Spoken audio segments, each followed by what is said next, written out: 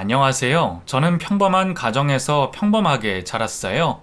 큰 사건, 사고 없이 제 삶은 물 흐르는 대로 잔잔했어요. 초등학교부터 고등학교까지 문제를 일으킨 적도 휘말린 적도 없이 무난한 학교 생활을 보냈어요.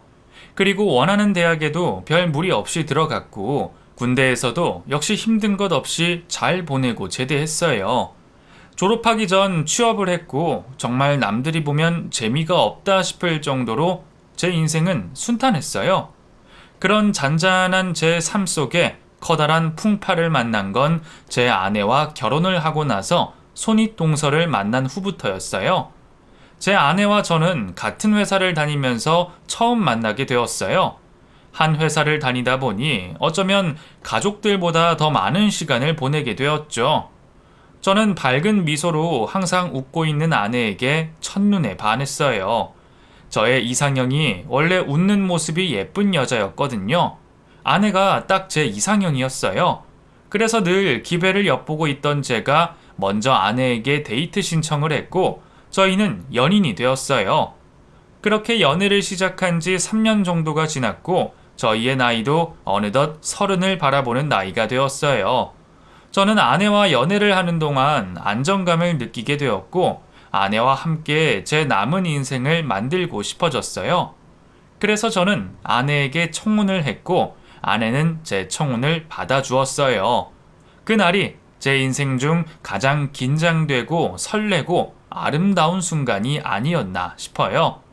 청혼을 받은 아내는 저를 집으로 초대했어요. 떨리는 마음으로 아내의 집에 들어섰는데 다들 너무 편안하게 대해주셔서 긴장했던 마음이 금세 안정이 되었어요. 아내에게는 나이 차이가 많이 나는 언니가 있었는데 이 언니는 아내와 배다른 자매였어요. 장인어른이 사별하시고 딸을 키우시다가 미혼이었던 장모님을 만나 결혼을 하시면서 제 아내가 태어났거든요. 아내가 말하지 않았다면 못 느낄 정도로 자매들끼리도 우애가 좋았고 부모님들도 인상들이 좋으셨어요. 장모님이 차려주신 맛있는 음식을 먹고 저희는 거실로 나왔어요. 그리고 차와 과일을 먹으며 이런저런 이야기를 나누었어요. 아직 결혼 생각이 없다던 처형은 괜히 언니를 두고 동생이 먼저 결혼한다며 투덜거렸어요. 처형은 연애는 몇 번 해봤지만 눈이 높은 건지 결혼할 상대를 아직 못 만났다고 그랬어요. 그렇게 하다 보니 벌써 40이 되었고요. 그래서 장인어른은 결혼을 못하고 있는 처형 때문에 걱정이 많다고 들었어요.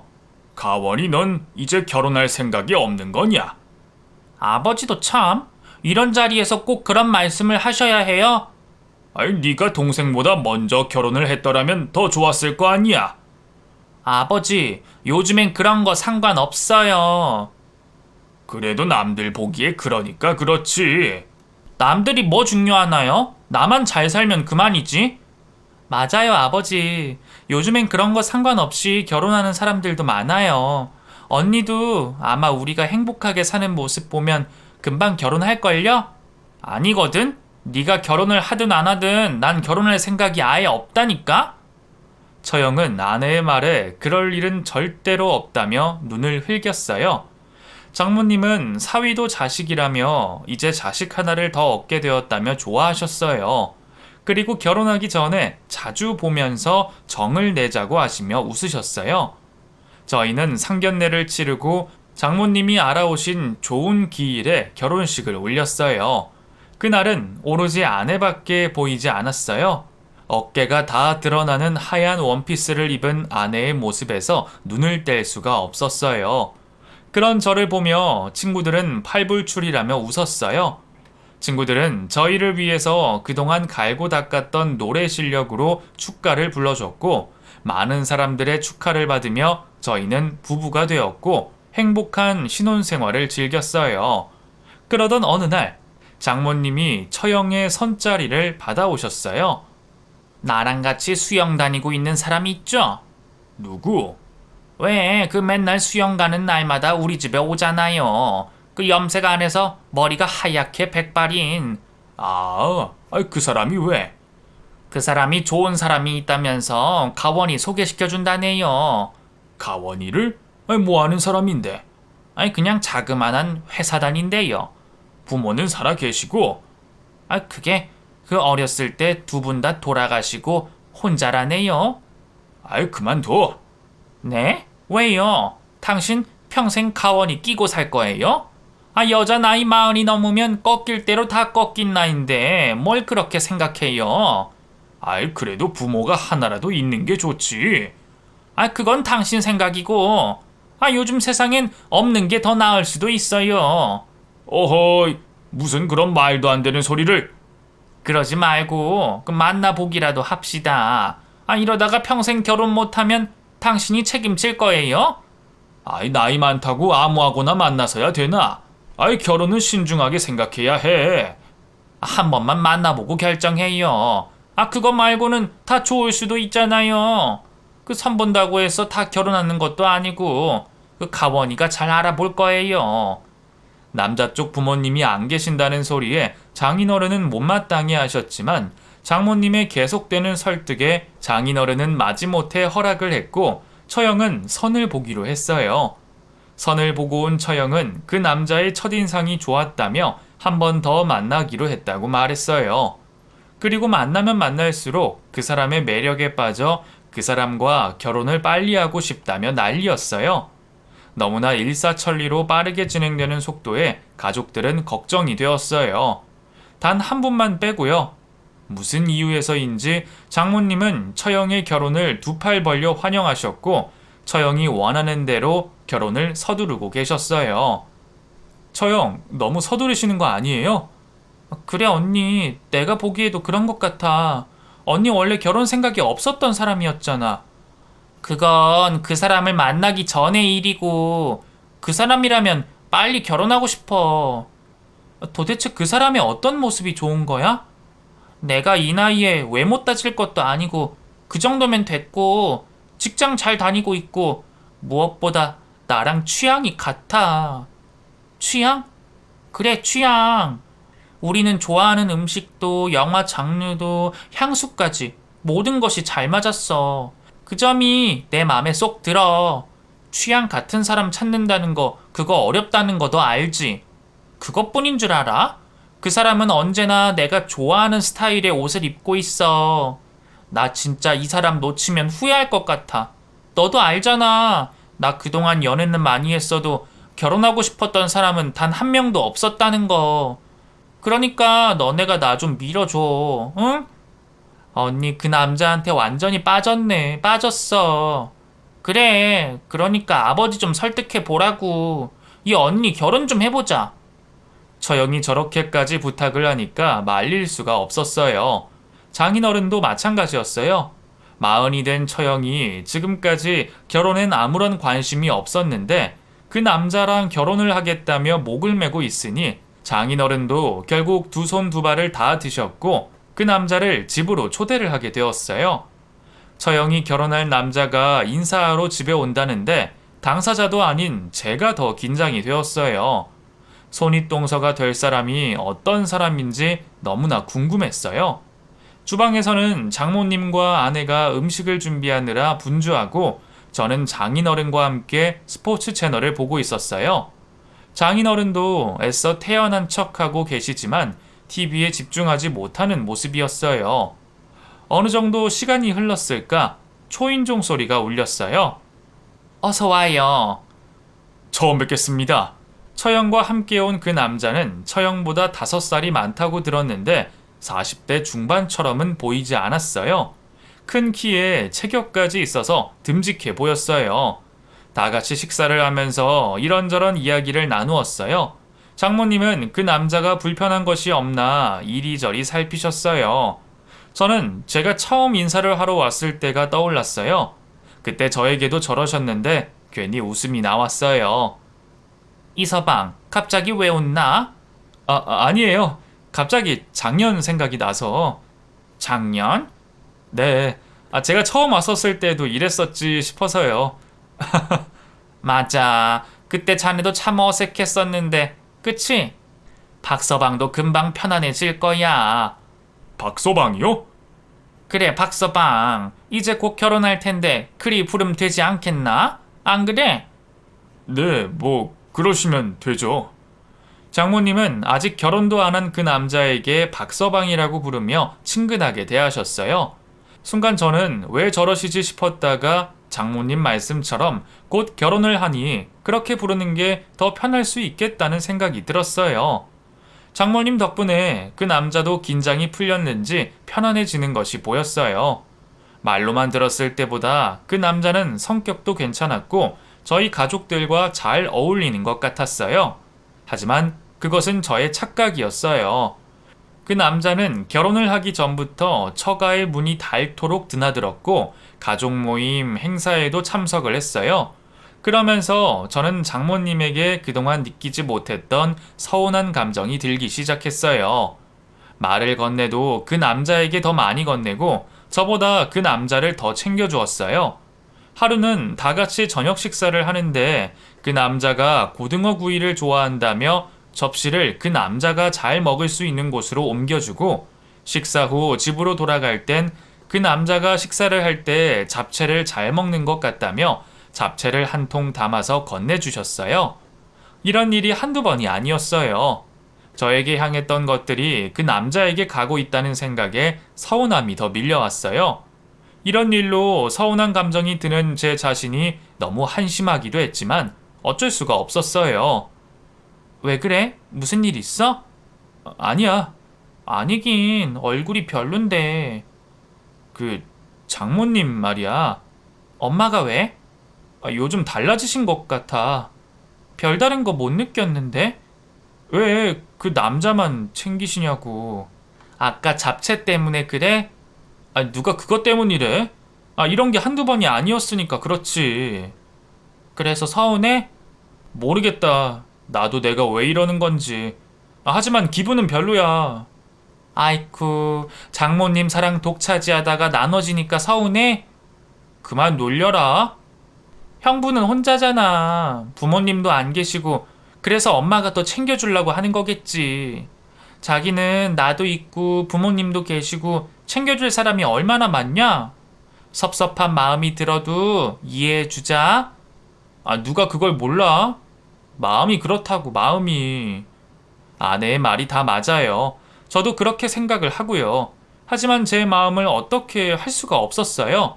머리로는 이해를 하지만 마음으로는 그게 안 되니 참 어디 가서 이야기하지도 못하겠고 이런 마음이 든다라는 자체가 제 자존심을 상하게 했어요.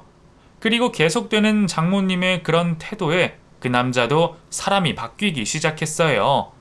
나이 차이가 많이 나고 제가 손아래 동서이긴 하나 그래도 아직은 결혼도 하기 전인데 저를 아랫사람 부리듯이 무시하기 시작한다는 것을 느끼게 되었어요.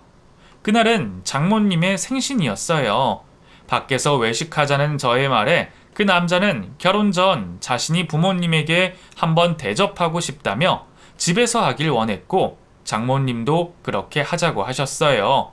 당일날 아침 처형과 아내는 장모님과 장인어른을 모시고 쇼핑을 하러 나가셨어요. 할 수 있는 요리가 없다는 저의 말에 그 남자는 저에게 음식 재료를 손질하라며 시키고선 본인은 음식을 만들기 시작했어요. 그리고 재료가 없다 싶으면 마트에 다녀와라. 설거지통에 그릇이 쌓여 있으니 설거지부터 해라.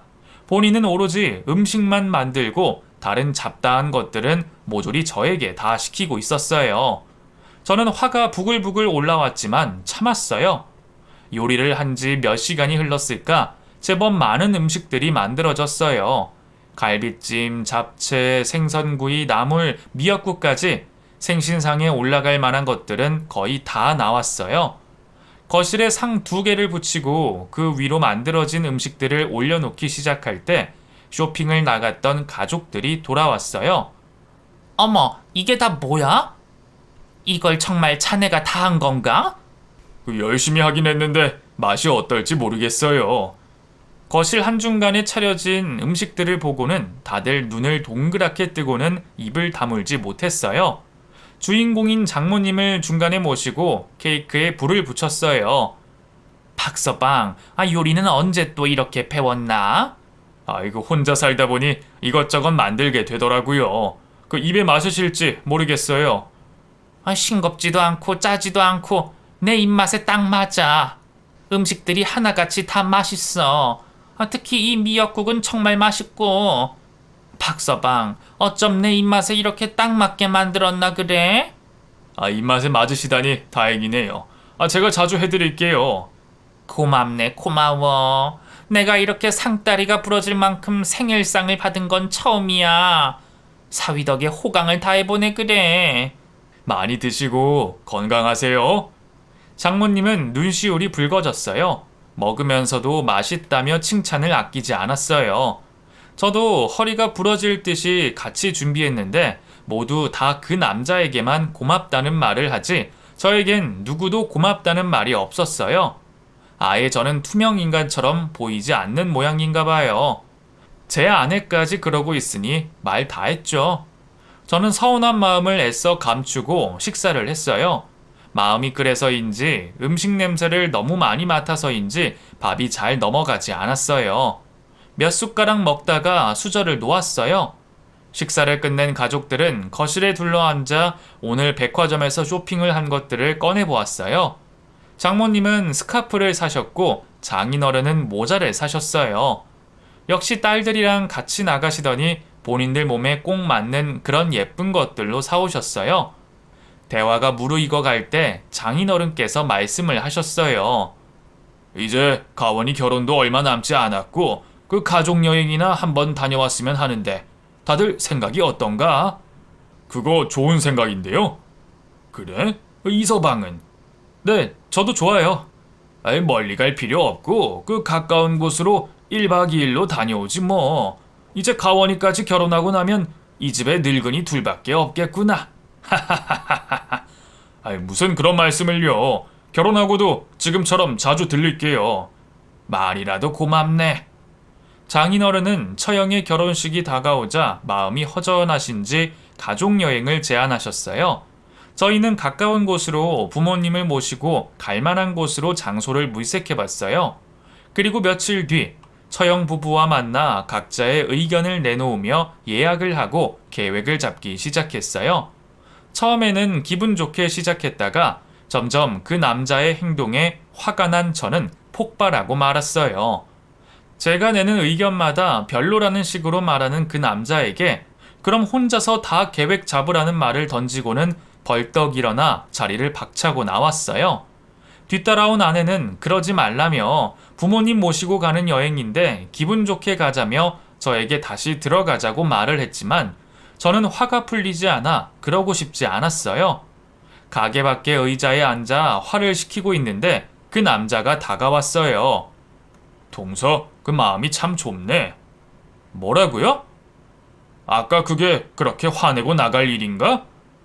다른 사람 의견을 다 무시할 것 같으면 의논할 필요가 있나요? 형님 혼자 다 하시면 되시지. 정말 나 혼자 다 결정해도 되겠어? 네, 그러세요. 동서 아직 나이가 어려서 그런지 어린애네. 뭐라고요? 아니 누구더러 어린애라는 거예요? 그럼 어린애지 뭐야? 지금 자기 뜻대로 안 받아준다고 토라져서는 이러고 있잖아. 동서 나 안 볼 셈인가? 우리 이제 가족이야. 안 그래? 그래요. 우린 가족이에요. 그런데 왜 자꾸 저를 무시하세요? 무시하다니? 내가 언제? 난 동서 무시한 적 없어. 계속해서 저를 무시하고 계신다고요. 제가 형님보다 먼저 이 집 식구가 됐어요. 앞으론 제 의견 무시하지 마세요. 하하하, 알겠어. 내가 조심할게. 됐어? 지금 내가 나와서 들어가자고 할 때 못 이기는 척 따라 들어가. 시간이 더 길어지면 들어오고 싶어도 못 들어오니까. 저는 화가 풀리지 않았지만 저에게 손을 내미는 그 남자의 손을 뿌리칠 수가 없었어요. 다시 들어간다는 것이 자존심이 많이 상했지만 부모님을 모시고 가는 여행이라 어쩔 수가 없었어요. 다음 날 저는 장모님의 전화를 받았어요. 집에 들어간 처형이 어제 있었던 이야기를 장모님에게 전했고 그 말을 들은 장모님이 저에게 전화를 해서는 다짜고짜 손윗사람에게 너무 함부로 대한다며 저를 나무라시고는 전화를 끊어버리셨어요. 이건 또 무슨 경우인지. 동서지간에 트러블이 있었기로서니 그걸 장모가 사위한테 이렇게 전화를 할 일인가 싶었어요. 저는 끊긴 전화를 보며 할 말을 잃었어요. 도대체 그 남자가 뭐길래 이렇게 장모님이 떠받들고 있는 건지 도무지 알 수가 없었어요. 우여곡절 끝에 가족 여행을 가기로 한 주말이 다가왔고 모두 다 편안한 여행을 즐기기 위해서 아무런 준비도 하지 않고 몸만 가기로 결정을 했어요. 저녁에 먹을 음식들도 미리 주문을 해놓았어요. 알록달록 단풍잎이 물든 산책로를 지나 예약한 숙소에 다다랐어요. 마당이 넓은 단독주택이었어요. 집 옆에는 따로 바베큐장이 있었어요. 숙소에서 짐을 푼 저희는 숙소 근처에 다니면서 이것저것을 구경하며 사진을 찍었어요. 아름다운 경치를 구경하는 사이에 숙소에서 바베큐가 준비되었다는 연락이 왔어요. 다들 숙소로 돌아가 바베큐장으로 갔어요. 바베큐장 밖은 작은 알전구로 반짝반짝 예쁘게 꾸며져 있었어요.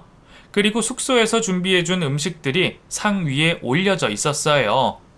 음식들이 대체로 깔끔하고 먹음직스러웠어요. 특히나 옛날 감성이 느껴지는 철도시락은 색달랐어요. 부모님들도 옛날 생각이 난다면서 도시락을 꽉 잡고는 좌우 위아래로 힘껏 흔드셨어요.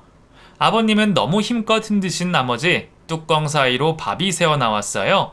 그것조차도 너무 재미있었고 가족들은 웃음이 끊이질 않았어요. 집이 아닌 다른 장소에서 먹다 보니 술이 술술 들어갔어요. 그리고 술이 한 잔, 두 잔 들어가다 보니 어느새 다들 잠이 들기 시작했어요. 하나, 둘 잠을 자기 위해 방으로 들어갔고 저 역시 비틀비틀거리며 방으로 들어갔어요. 한참을 자던 저는 술을 너무 많이 마신 탓인지 목이 타들어갈 것 같은 갈증이 났고 물을 마시기 위해 거실로 나왔어요. 주방에서 물을 들이킨 후 다시 방으로 들어가려는데 거실 테라스 쪽에 사람이 있었어요. 이 시각까지 안 자고 있는 사람이 있나 싶어 다가갔던 저는 깜짝 놀라고 말았어요. 그 두 사람은 바로 장모와 그 남자였어요. 두 사람은 제가 가까이 와 있는 줄도 모르고 손을 맞잡은 채 밖을 쳐다보고 있었어요. 장모와 사위가 이 시각에 단둘이 손을 저렇게 맞잡을 일이 있는지 그 모습에 놀란 저는 창문 뒤에 걸려있는 커튼 뒤로 몸을 재빨리 숨겼어요. 그리고 두 사람을 몰래 지켜봤어요. 아무리 가까워졌다곤 하지만 저렇게 다정하게 나란히 앉아있는 모습이 이상했어요. 두 사람은 전혀 어색해 보이지 않았어요. 꼭 오래전부터 알고 있었던 사이처럼 아주 편안해 보였어요. 커튼 뒤에서 숨을 죽이며 기다리고 있는데 장모님의 목소리가 들렸어요. 이제 정말 결혼이 얼마 남지 않았구나. 기쁘세요? 그럼 기쁘고 말고 내가 그동안 너와 함께할 날을 얼마나 꿈꿔왔는데. 제가 지금 하고 있는 게 잘하고 있는 건지를 모르겠어요.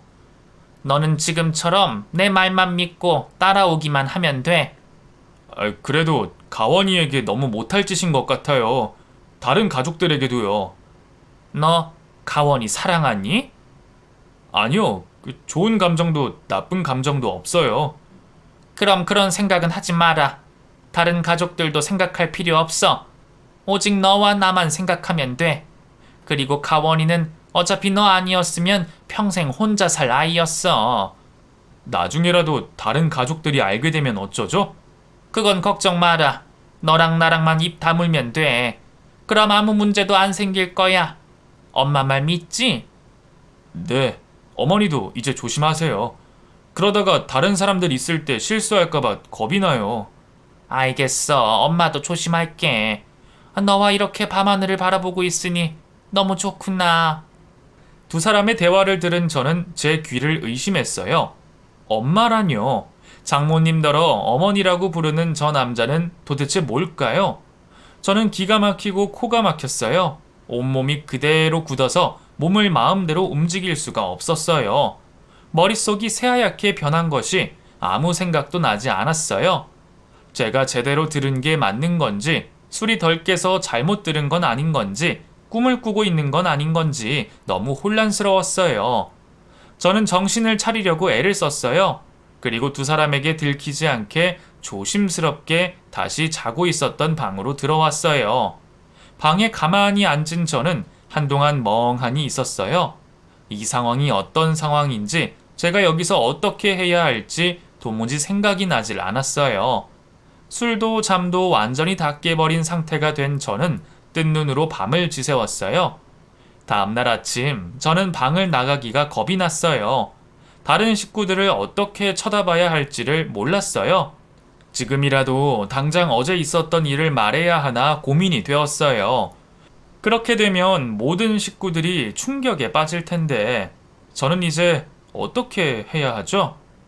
그때 방문을 열고 아내가 들어왔어요. 일어났으면서 안 나오고 뭐해? 나가야지. 얼굴 표정이 왜 그래? 무슨 일 있어? 그게 말이야. 아니야.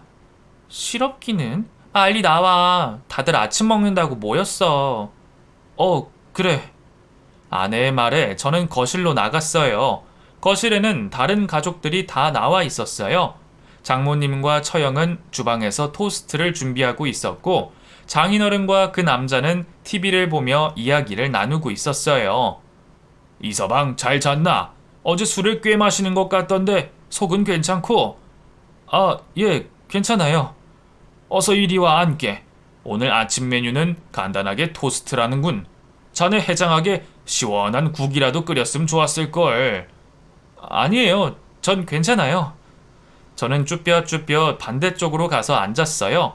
처형과 아내가 토스트와 우유를 가지고 왔어요. 저는 장모님과 그 남자의 얼굴을 똑바로 쳐다볼 수가 없었어요. 그래서 아래쪽만 바라보면서 토스트만 먹었어요.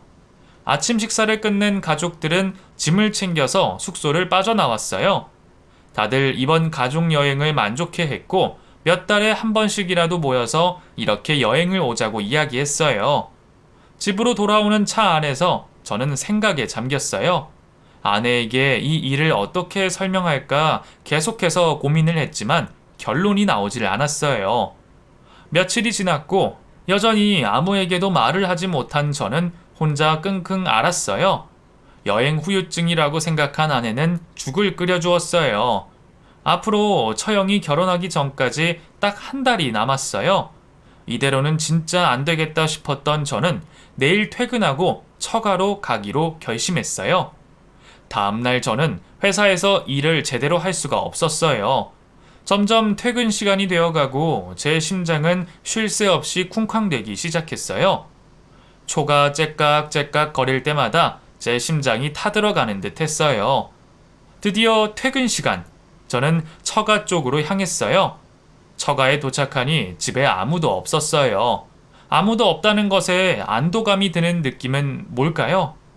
혼자 있던 저는 회사에서 바삐 나오느라 저녁을 못 먹어서 배도 고프기도 했고 무엇이라도 먹고 있으면 긴장이 풀릴 것 같아 냉장고 문을 열었어요. 냉장고 한쪽에 갈비찜이 담긴 냄비를 발견한 저는 냄비채로 갈비찜을 데웠어요. 그리고 김이 모락모락 나는 갈비찜을 그릇에다 옮겨 담고 막 고기를 베어 먹는데 누군가가 저의 머리통을 세게 치는 것이 아니겠어요? 이서방, 팍서방 줄 걸 자네가 먹나? 제 머리통을 세게 친 것은 다름 아닌 장모님이었어요. 저는 들고 있던 갈비찜을 그릇에 떨어뜨렸어요. 순간 화가 난 저는 장모님을 쳐다봤어요. 아니, 이걸 왜 자네가 먹고 있나? 박서방이 먹고 싶다 해서 조금만 만들어 놓은 건데 자네는 왜 남의 집에 함부로 들어와서는 묻지도 않고 함부로 먹나?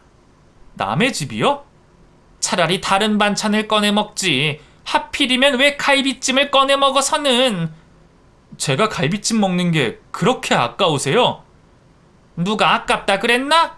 갈비찜을 해달라는 사람은 따로 있는데 엉뚱한 사람이 먹으니 그렇지.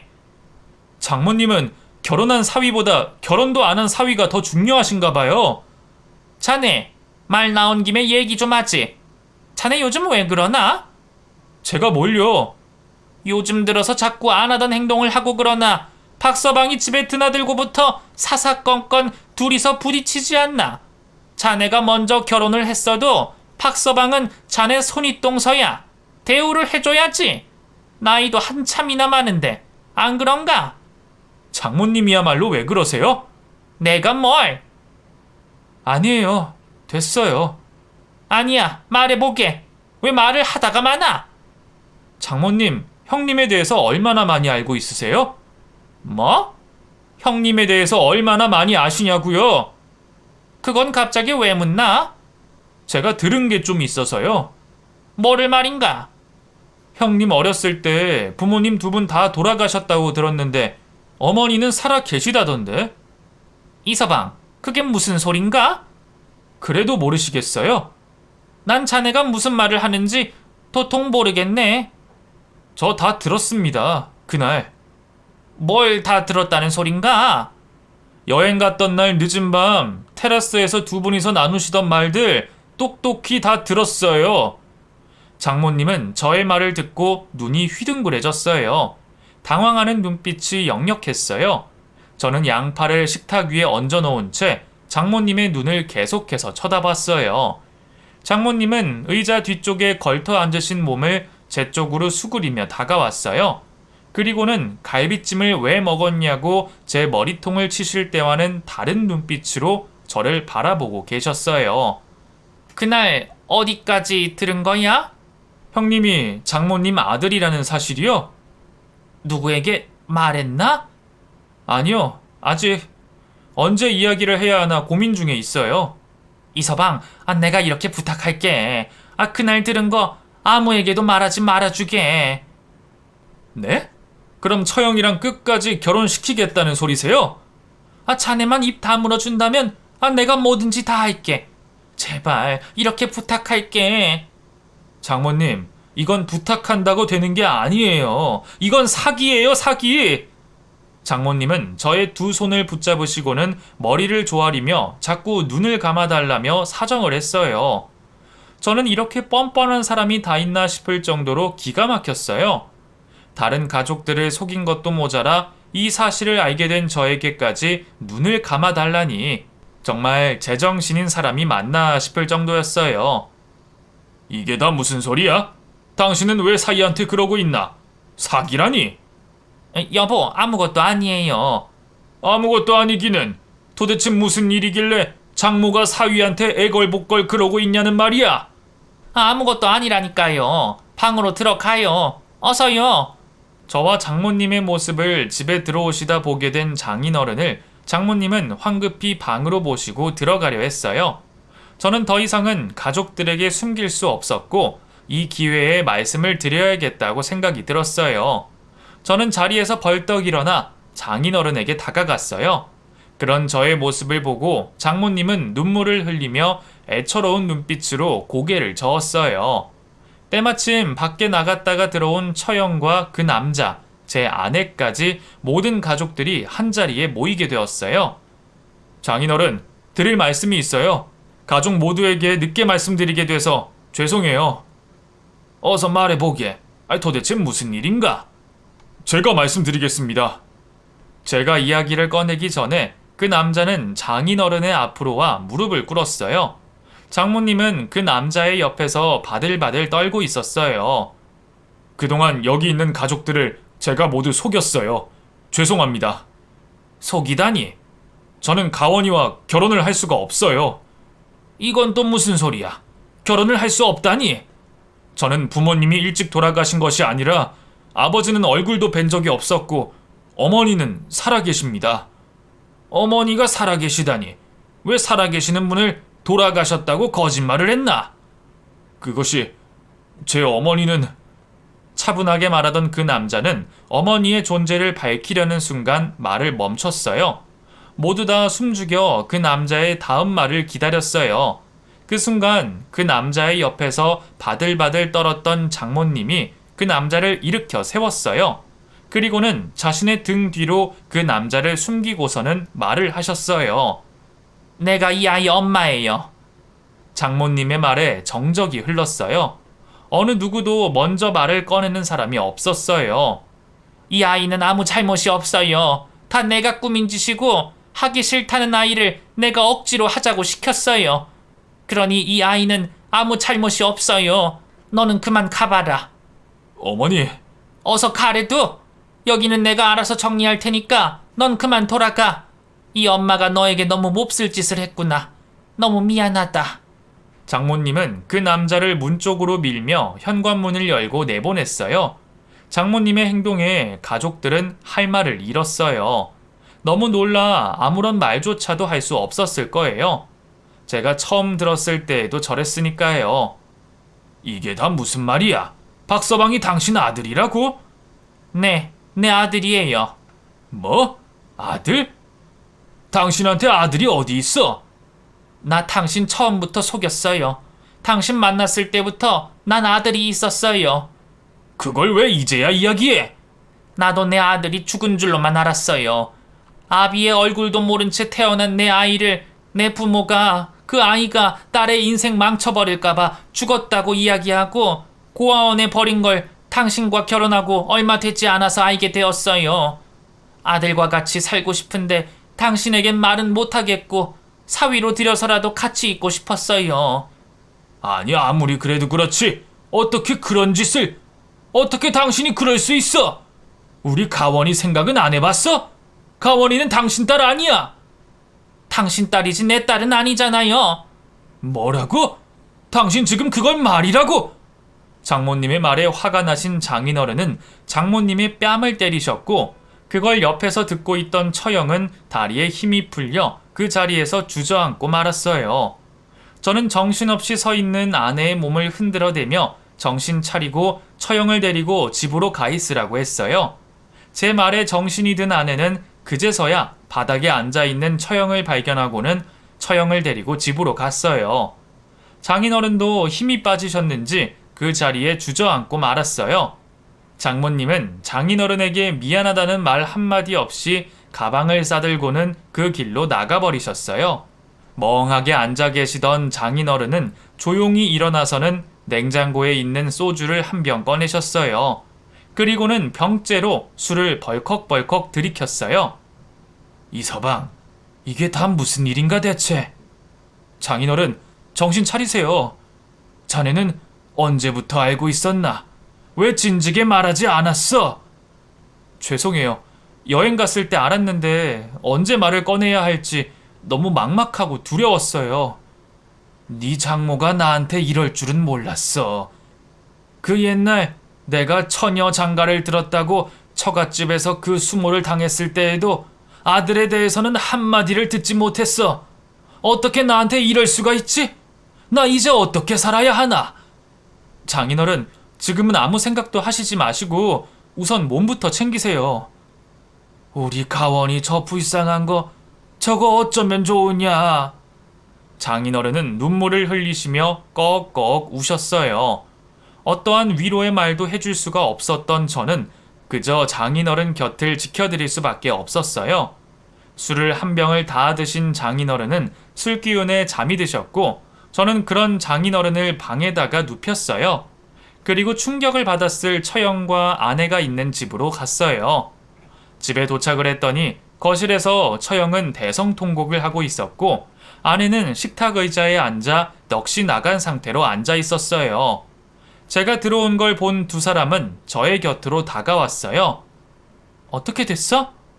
장모님은 나가시고 장인어른은 술 기운에 잠드셨어. 이게 다 무슨 일이에요? 제부는 언제부터 알고 있었던 거예요? 여행 갔을 때 저도 처음 들었어요. 진즉에 말했었어야지. 당사자인 나한테만이라도 먼저 말했었어야지. 죄송해요.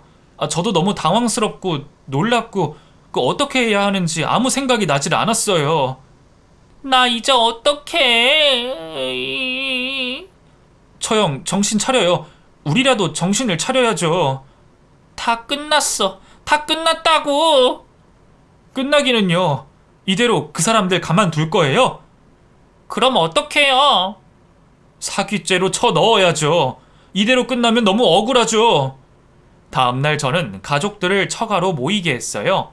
다들 충격이 크겠지만 이렇게 가만히 있으면 안 된다며 하루라도 빨리 그 사람들을 사기죄로 고소를 하자고 말했어요. 저의 말에 잠시 생각에 잠기셨던 장인어른은 그냥 이대로 접자고 말씀하셨어요. 이대로 접자니 이건 또 무슨 소리이신지 모든 가족들을 속인 채 자신의 아들을 사위로 결혼시키려 했던 그것을 덮자고 말씀하시는 장인어른이 이해가 가지 않았어요. 장인어른은 애딸린 남자에게 시집을 와서 장모도 그간 고생을 많이 했다며 처형과 아내를 차별 없이 잘 키워준 것만 생각하자며 더 이상 이를 키우고 싶지 않다고 말씀하셨어요. 장인어른의 말에 처형과 아내는 동의를 했고 저 역시 가족들의 의견에 따라갈 수밖에 없었어요.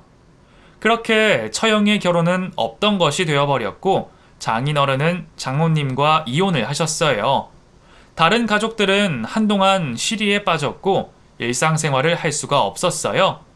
집 안에서 웃음소리가 사라진 지 오래되었어요. 각자 자신의 방에 들어가 나오지를 않았어요. 도저히 안 되겠다 싶었던 저는 아내에게 처가에 들어가서 살자고 말했어요. 혼자 있는 것보단 여럿이서 같이 사는 것이 오히려 더 나을 수도 있다는 생각이 들어서였어요. 그리고 정신과 치료를 받기 시작했어요. 몇 년이 지난 지금까지도 여전히 저희 가족은 그 고통 속에서 살고 있어요. 다행히 병원 치료를 받으면서 차츰 나아지는 것이 느껴지기는 하지만 그때의 그 충격에서 완전히 벗어나지는 못했어요. 저희 가족들이 모든 것을 이겨내고 하루빨리 그 고통에서 벗어나 일상생활을 자유롭게 할 수 있기를 기도하고 또 기도합니다.